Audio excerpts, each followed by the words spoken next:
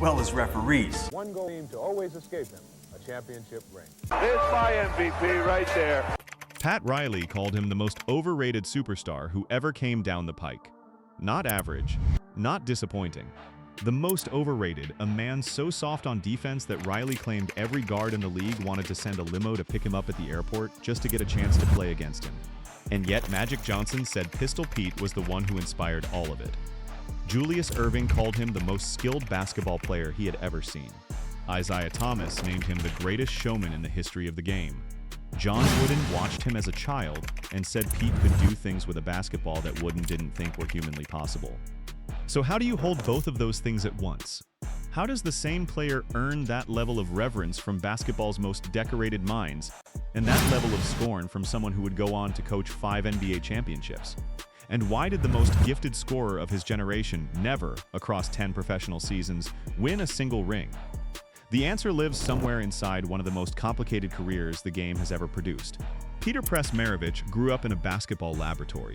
His father, Press, was a college coach, Clemson, then NC State, then LSU, and Pete was his most intense student from the time he could dribble.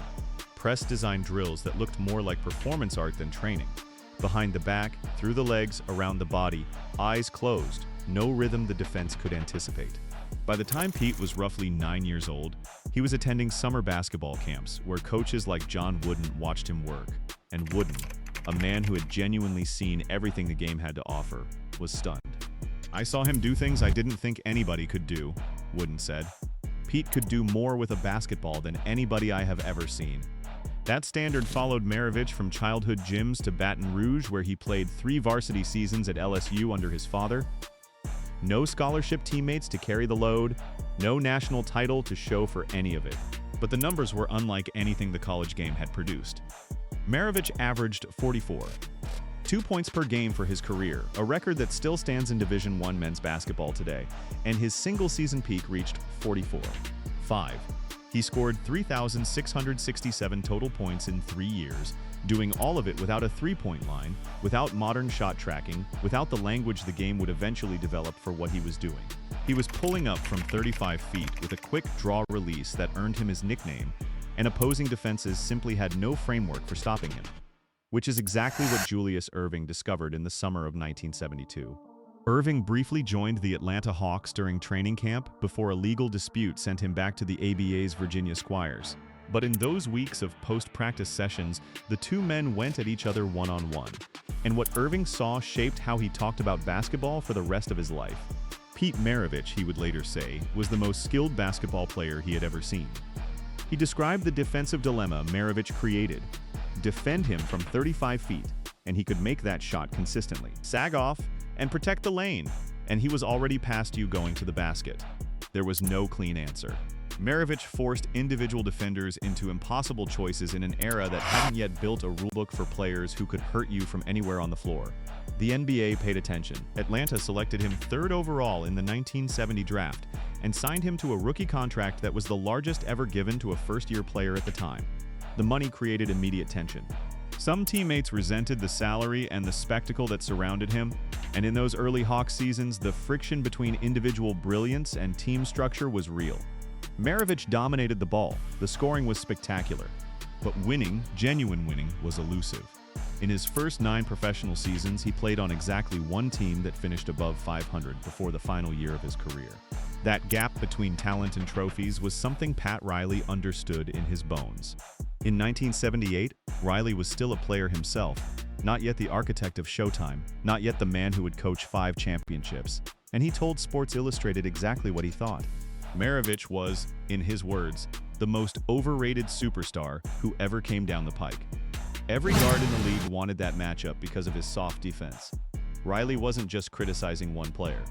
He was indicting a philosophy: entertainment over winning, individual brilliance over team structure, the show over the scoreboard. Even some of Maravich's own teammates reached the same uncomfortable conclusion. Lou Hudson, who had played alongside him in Atlanta, acknowledged freely that raw talent-wise, Maravich was the greatest player he had ever seen, and then came the knife. He would always be a loser. That would be his legacy. But February 25th, 1977, made that word complicated to use.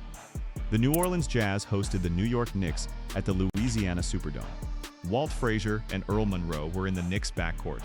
Two Hall of Famers, two of the finest defensive guards the era produced. Red Holtzman had coached this team through championship defenses. None of it mattered. Pete Maravich scored 68 points. No three-point line, no modern shot optimization, no supporting cast to draw attention. He went 26 from the field and converted his free throws to reach a number no guard in NBA history had ever posted, surpassing even Jerry West's career best. The Jazz won 124-107, and Maravich by himself had nearly outscored the losing team. Holtzman said afterward that they had tried double teams, traps, and help rotations, that Pete was simply impossible to slow down. Earl Monroe said there was no way to stop him. That was it. Just no way. He was the NBA scoring champion that season at 31. 1 points per game. All NBA first team. Every argument about what he could accomplish individually had an answer. The argument about championships still did not. By 1979, the body that had carried all of it was failing. Severe right knee damage had eroded the quickness his entire game was built on, and the Utah Jazz waived him after 17 games. He signed with the Boston Celtics as a reserve. He was 32 years old, operating at a fraction of his former speed, joining a team being rebuilt around a 22-year-old rookie named Larry Bird. Their collision produced one of the sharpest moments of Maravich's entire story, and Cedric Maxwell was there to see it. During a game, Bird was double-teamed and forced up a difficult shot anyway. At the timeout, Maravich, the veteran, the scoring champion, the man who had navigated every version of that defensive situation across a decade, leaned over and told Bird he couldn't force those shots when they were doubling him. It was honest. It was correct. Bird's answer came immediately. If you were any damn good, they wouldn't be double-teaming me. Maxwell was stunned. It was a dismissal sharp enough to cut. A 22-year-old telling a decorated legend that the problem was him, delivered in front of the entire bench without any hesitation at all. Competitive fire, pure and brutal. They moved past it. But the exchange was frozen in time. What makes it stranger and more meaningful is what Maravich said about Bird less than a year before his death. In a 1987 interview with Roy Firestone on ESPN's Up Close, he wasn't bitter.